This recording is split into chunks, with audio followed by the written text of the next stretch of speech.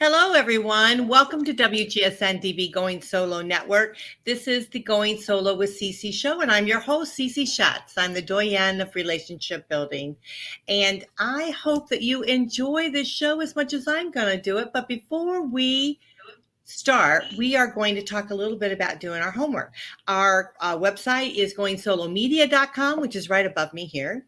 And then also, if you want to send me a message or anything like that, an email, I'd love to hear from you. My email is goingsolonetwork@gmail.com. We're having a little bit of glitching with the internet, so it's kind of throwing me off. So please bear with me here a little bit. But we have a wonderful guest here tonight, and I'm kind of excited about bringing her on because I think that she's really going to help us with that shift, right? That shift we're always looking for to be able to move forward in our life. So let's bring her right forward here. Here she is. Hello. Hello, how are you, Cece?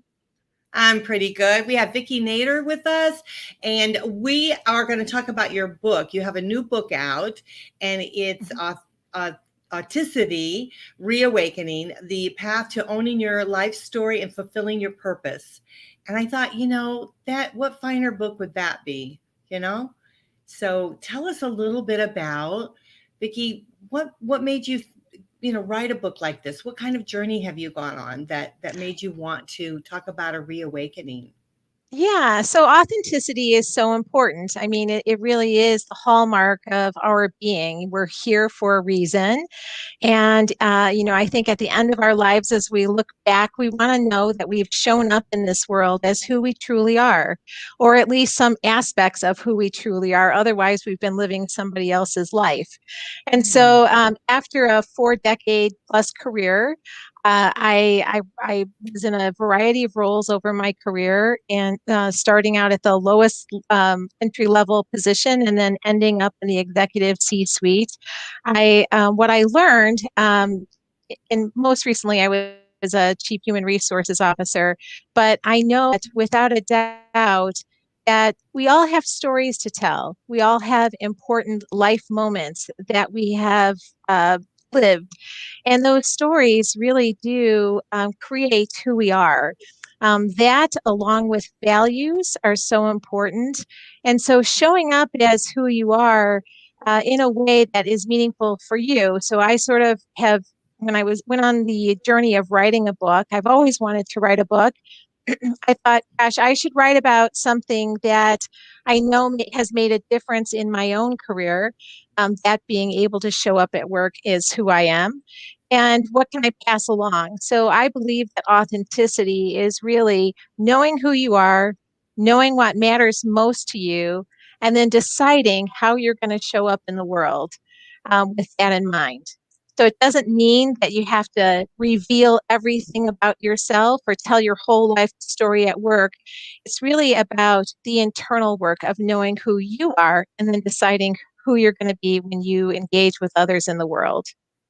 Yeah, I thought this was really interesting because, I help a lot of people through transition of divorce and through Mm-hmm. relationship loss. And a lot of times I hear at the end of that, they don't know who they are, right? They don't Right. they have a story. I mean, we all have a story. We all have a journey that we got there, Mm-hmm. but they've gotten themselves so lost within the Mm-hmm. relationship that they don't really know who they are, what they like, what they want to do after this, how can they be happy again? Where's their joy? There's so many Mm-hmm. things like that. And I thought that the part of your book that reawakened, because that's what happens to them. They become reawakened.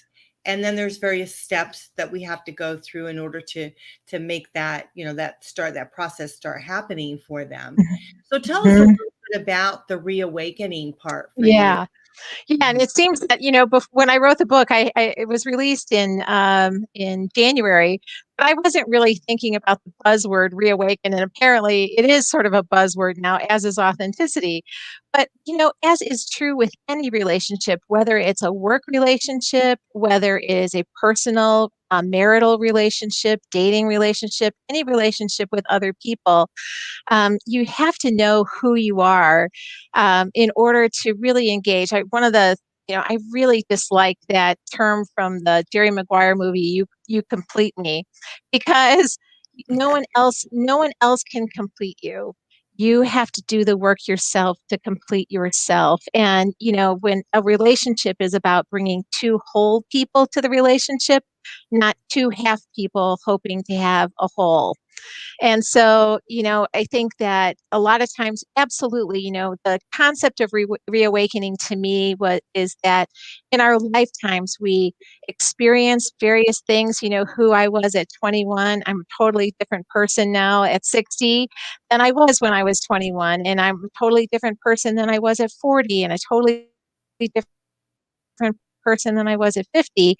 And so, I've learned more as I've gone along. So this reawakening is continuously sort of, I'll call it checking in with yourself, understanding, how have I changed? How have I grown? And what really matters most to me now, as opposed to what mattered most to me back 20 years ago or 10 years ago. Mhm. So, in relationships, it really is important to keep checking on yourselves, because we get so busy and our lives are so intertwined with other people, whether it's, again, work, home, marital, dating, etc., that it is easy to lose yourself. There's a lot of things going on in our lives, and it's this whole checking in. Who am I?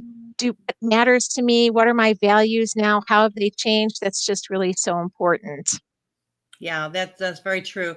I often say that you have to get in touch really with your core and Mhm, start understanding yourself a little bit further, and mhm, what makes you happy and what do you not like anymore, what, set your boundaries of what you're not going to allow in your life, and the experiences that you have. But also I like the idea of owning your life story. And the reason I say that mhm. is because often when those who have been traveling from a relationship loss, it's important for them to understand the part they played in that loss. And it's not Yes, not to take blame, not to put blame on the other person, and not put blame on yourself, but just to take ownership of that. And if you can do yes, that, when you move forward in your life, you don't take that with you, as they say, the baggage, right? You don't. yes, What you do, what you take with you is you take with you a learning experience. Like, okay, that's this right. happened.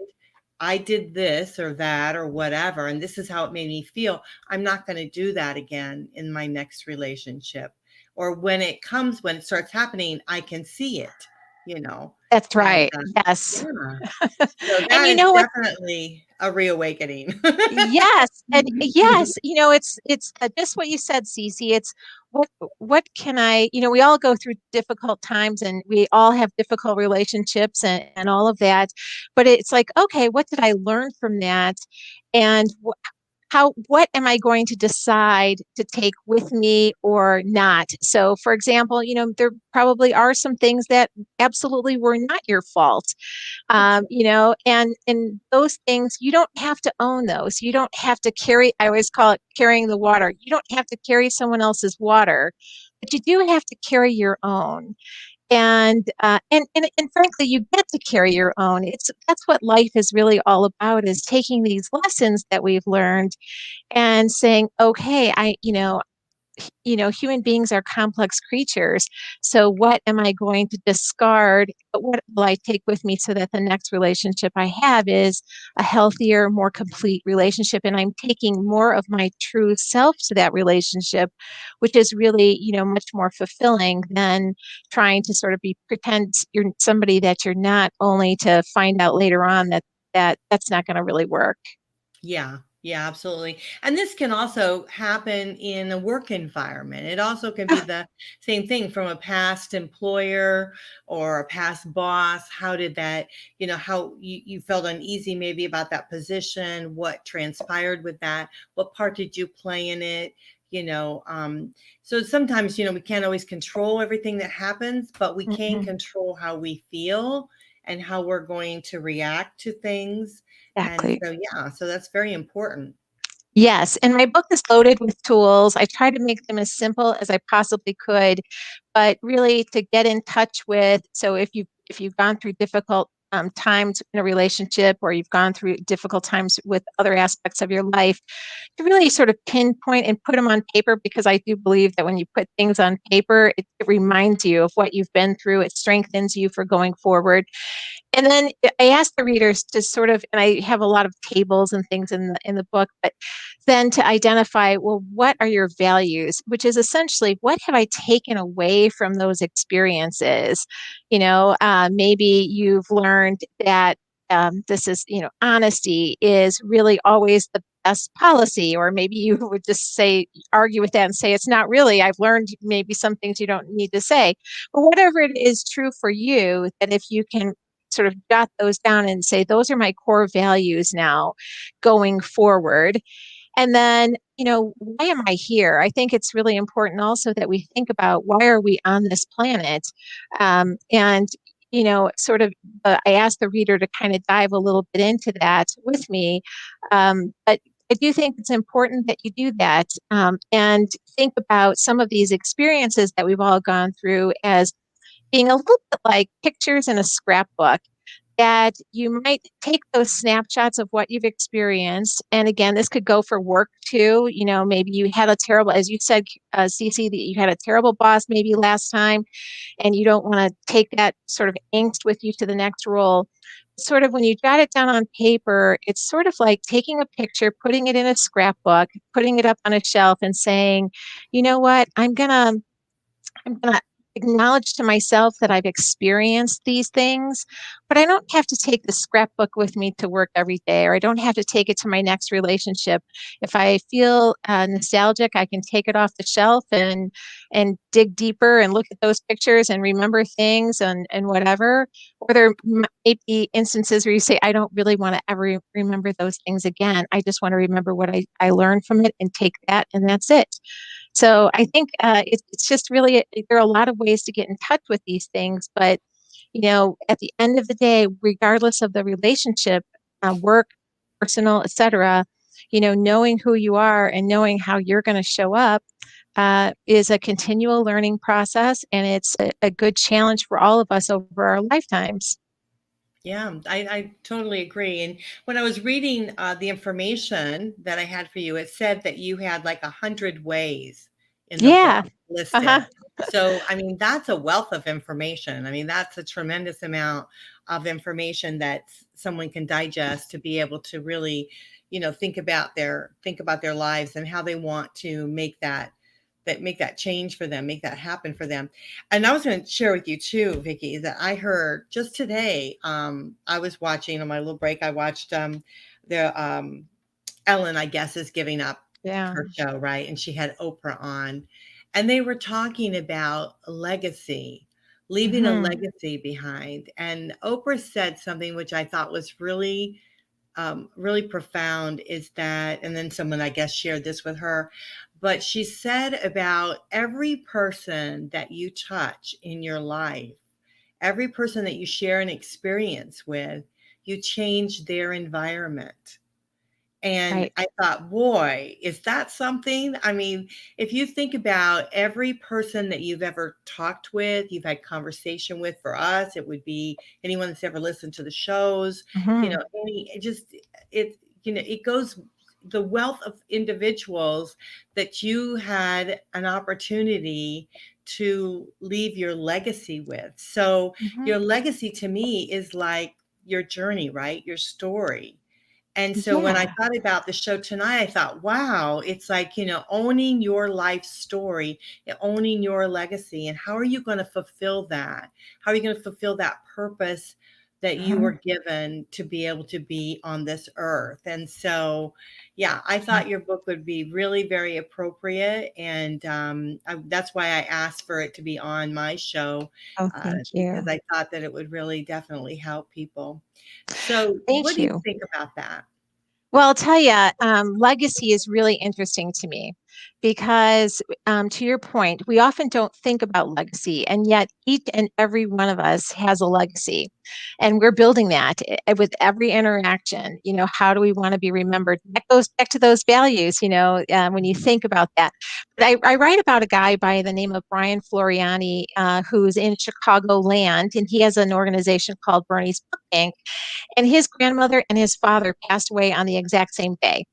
And he was he was a very successful person, and he was sitting at their wake or their funeral and listening to the eulogies. And he said he kept thinking about, everything that they're saying, all these wonderful, beautiful things they're saying about my father and my grandmother are amazing, wonderful things. And all of them are true.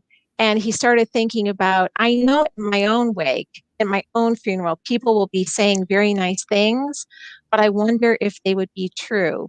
And so when he thought more about that, he thought, I don't think that they would be. And he completely changed his life because he said, I thought about the difference between success and significance. And he said, by every measure, I had success. Financial, I had all the cars, I had all the stuff, but I wasn't leading a life of significance.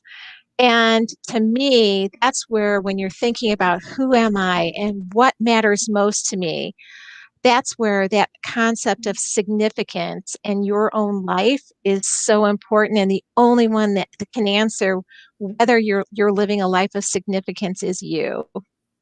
Yeah, that is very powerful. Absolutely Yes. powerful. Yes. And I've had these kind of discussions with some gentlemen within the divorce group, because as they're they're realizing what's happened in their lives, they're busy in their younger years providing for the family, Mm-hmm. working, all of this. But then when the time comes when they're older, then they find themselves in a divorce and they're like, I can't understand why this happened, but you didn't spend the time that you needed to spend with your family. You don't have the memories. And like I asked one guy, I said, well, how come when we talk about various different things, you talk about work and you talk about, the boat and the cars and all this stuff, but you don't talk about your children. Mm-hmm. And it hit him that he didn't spend the time with his kids. He just spent the Yeah. time working and then on the toys or whatever. Yeah. Mm-hmm. And now he finds Because himself alone. Right. And because probably at some point in his life, he was taught that that's how you are a good provider. And so he was stamped with that. And I do leadership coaching as well. And this is a very common theme. So Mhm. it goes back again, like, if you think about, well, my family is really the most important to me. That's a core value, being there for my kids. And you start asking yourself, well, am I really there for my kids? And what does that look like? And that's where, the rubber sort of meets the road in terms of, well, does it mean that I am buying my kids all these different things, or does it mean that I sit and talk to my children at dinner time and ask them, how are you doing? And listening, back for what they're saying and Mhm. engaging. Yeah, that's very Mhm. true. And Yeah. I will tell you myself, the biggest memory I have of my father is when I was little and we'd have a snow day, right? Uh, Because we lived up north and he would stay home with us and play cards. And I thought yeah, that was the most grandest thing. It didn't matter about all the stuff he purchased and all of that's that, right. which was and the great house and stuff. When you're kids, you don't realize it. But it was staying home with us and because he could have went to work, he stayed home with us and Uh, played cards, and it was awesome.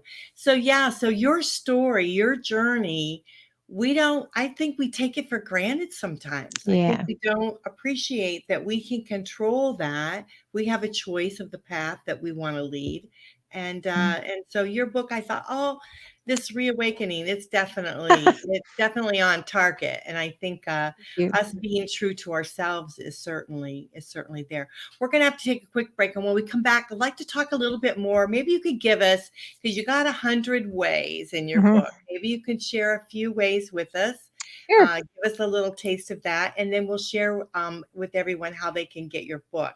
Now, before we leave, I want to definitely share your website, which is right here. and it's Vicki. It's Vicki, and then her last name, which is Znavor.com. So you can go right on our website, and all the information is there, right? Your book and everything is there. Yep. And then also you can get it on Amazon if you'd like. So Yes. so it's there too. So everyone, just stay with us here for a moment. We're going to be right back. And it's, this is a very interesting subject because it's one that will definitely, I think it'll just make you yourself individually feel better when you start figuring out the path that you want in your life, how you want things to go for you, and really, really home in on what your journey is, what your story is. So we'll be right back. So hang on for just one moment.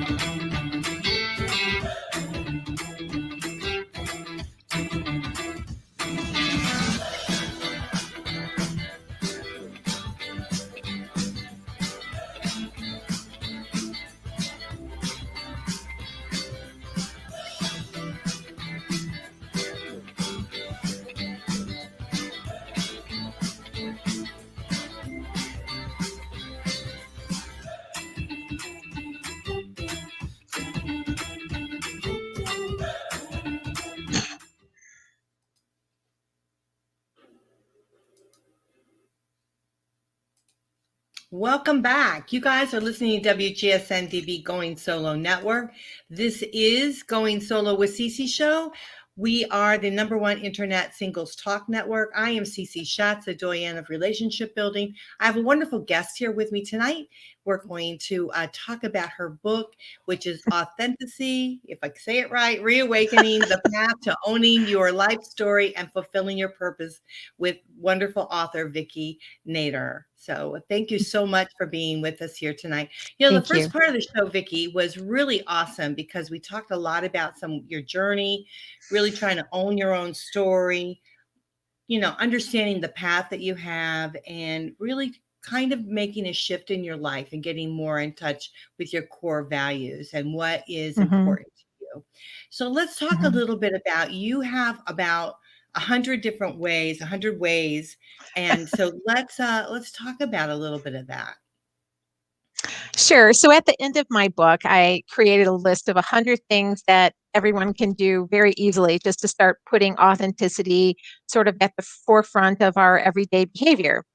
So so the first I would say, and I'm trying to pick some that I think your listeners will be interested in, but eat even the simplest of dinners at your table instead of the couch. And the reason I say that is because I do think it helps us get in touch with some gratitude.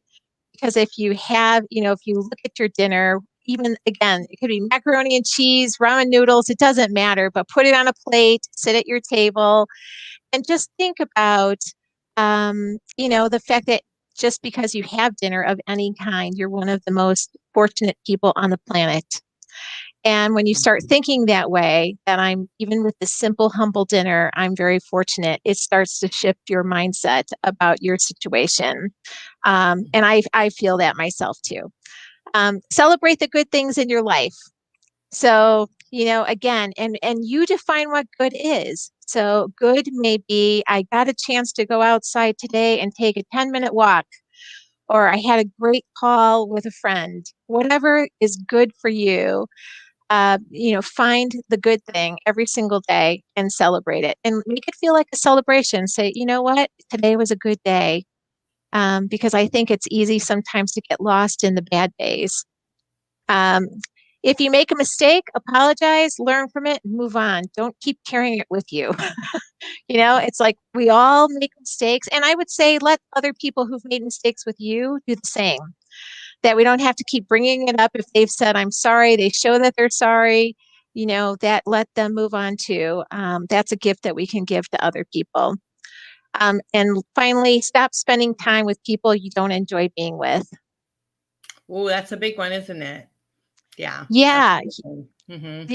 Yeah, a lot of times I've known people who are, 60, 70 years old who say, "Oh, I'm just friends because I feel like I should be."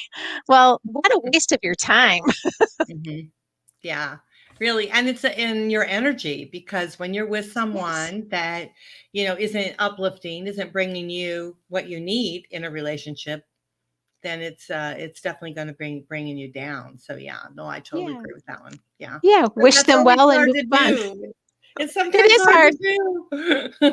No, it's very hard to do. I totally get that. But, I think at some point that's where you then, I know the older I've gotten, the more I realize how precious and fleeting time is. And so, if I don't have to spend time with people that, don't get me or I don't get them, whatever, I just kind of say, oh gosh, I'm not really gonna engage there. I just can't. And it's better that they find people that they connect more effectively with too. Right, right, absolutely. Yeah, I totally agree with that. Hmm. Yeah, and let's talk a little bit about being stuck in your story, because Oh sometimes yeah. it's a negative. Sometimes Mm, people, they have something negative that happens in their lives, and then they get stuck in that. It's like like this awful rewind of the bad that keeps happening to yeah. them. And so they can't surface and get out into the good. So what would you say about that? Well, I guess, it comes down to asking yourself a question. And sometimes for me, I know if I ask it out loud, my poor dog who works with me all the time, he sits next to me all the time. But I ask myself questions out loud sometimes. And I would say in that situation, if you keep replaying the same negative tape, ask yourself, how is this serving me? And then if and listen for the answer.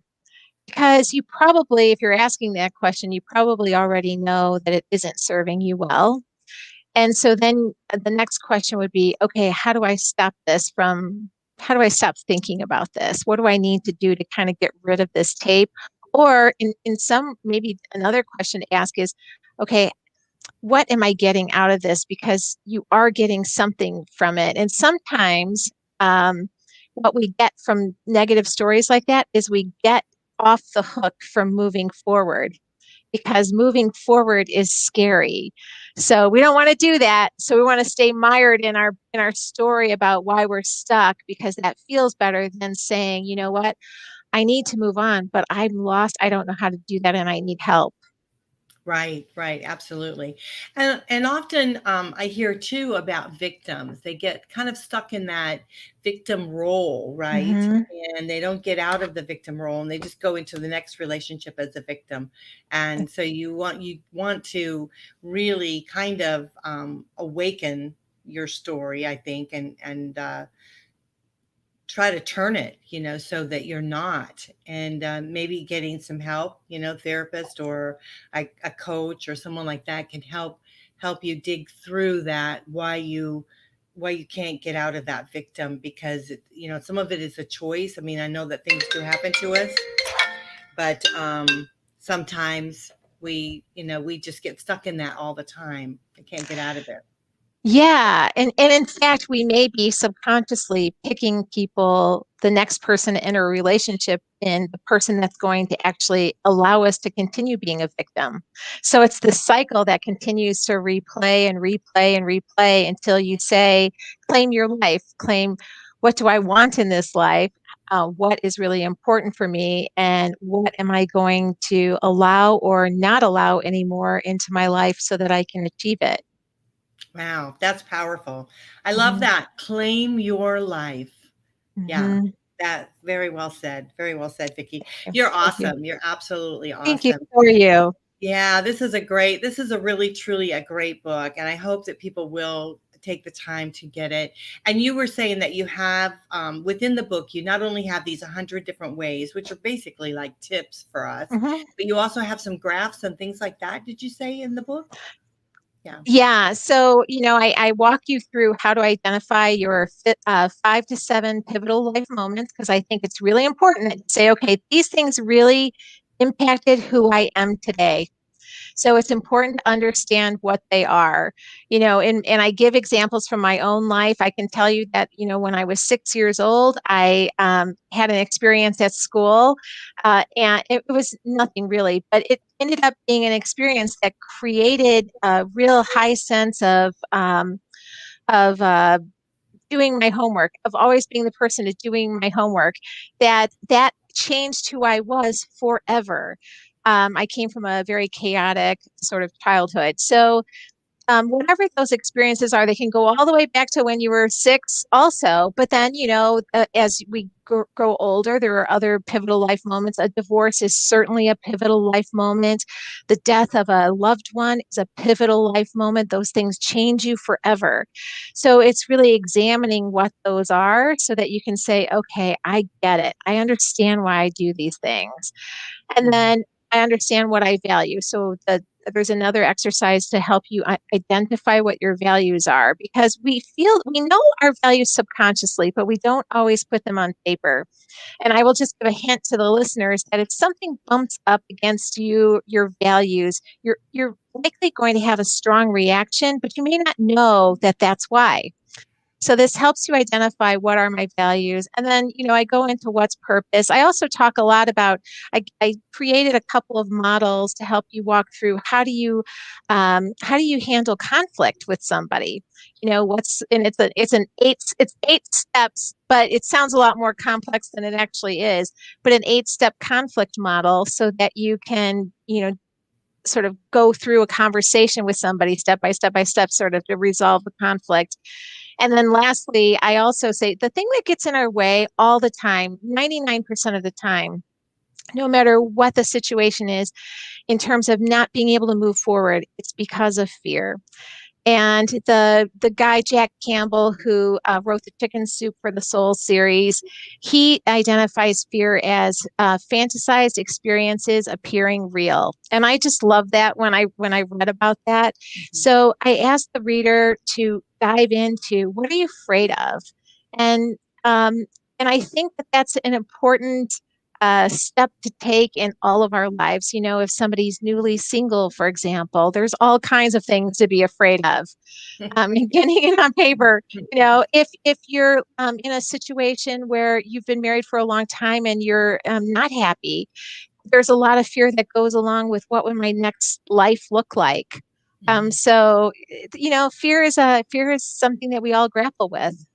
Yeah, absolutely. And I've always said that fear is the one thing that holds us back from anything that we want to achieve. And, Yeah. and we don't even know why we're sometimes fearful of, what it is. And so it's just the biggest blockage there is. Yeah. But you're great. This book is Oh, really thank awesome. you. It is Thank you. jam-packed with all kinds of Thank information you. that can help create that shift that, someone might be looking for in their lives. And yeah, so I want to thank you so much for coming Thank on the you. show. Our time is starting to come down to the end. So I want to make sure again we share Vicki's website. It's Vicki and it's Nader. It's VICKIZNAVOR.com. All of the information is on there on our website.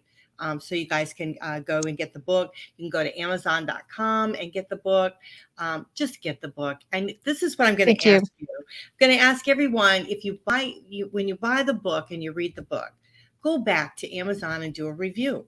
Oh, thank Because you. I think that would be a great thing. We need to push that more and let people know that these reviews on these books, if they're really truly a great book, they move you, they help get you to where you need to go. Go back and just do a little 1 or 2 line review. I mean, it makes a world of difference It to the does. authors out there. So Thank thank you. you so much for that. But I'll Oh, make sure I mention that more often because thank you, Cece.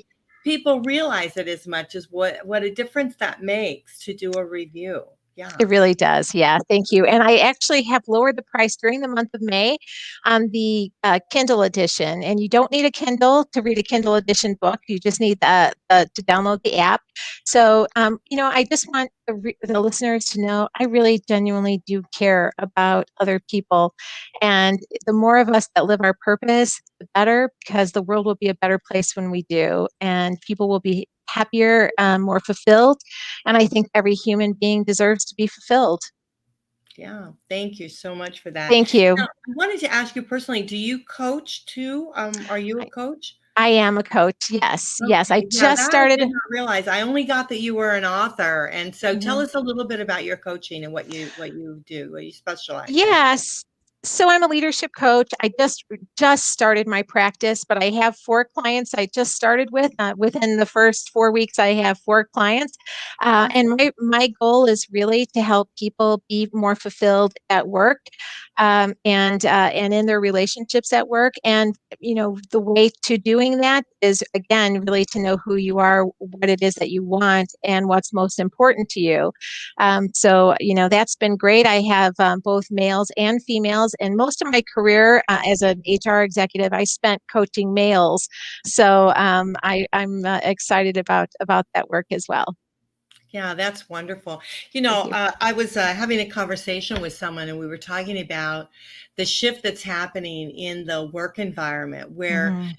some of us oldies, we worked hard, and then we got the toys and we go on vacations and we enjoy life that way. We don't really enjoy work so much. Now the new Hmm. millennials are coming in and they've changed their philosophy. They Hmm. want to do a job that they enjoy, that they like doing, that they Good want to for come them. into work and do that. And I thought to myself, that what a wonderful thing. We should all do that. We should all do what we truly enjoy doing. That's right. And I think it would spread a lot of goodness around. I And agree.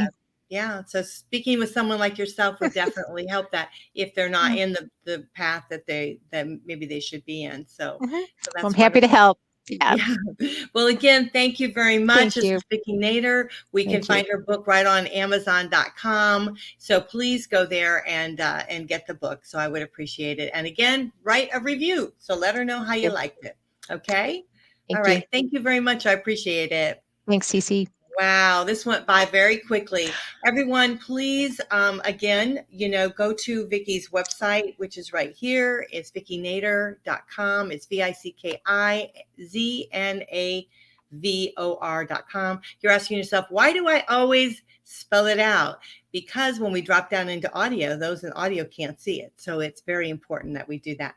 Again, we want to make sure that you are enjoying the show. So we ask you please to send us an email. Let us know what you like, what you don't like. We'd like to be able to help you with that. Our email is goingsolonetwork@gmail.com, and our website is goingsolomedia.com.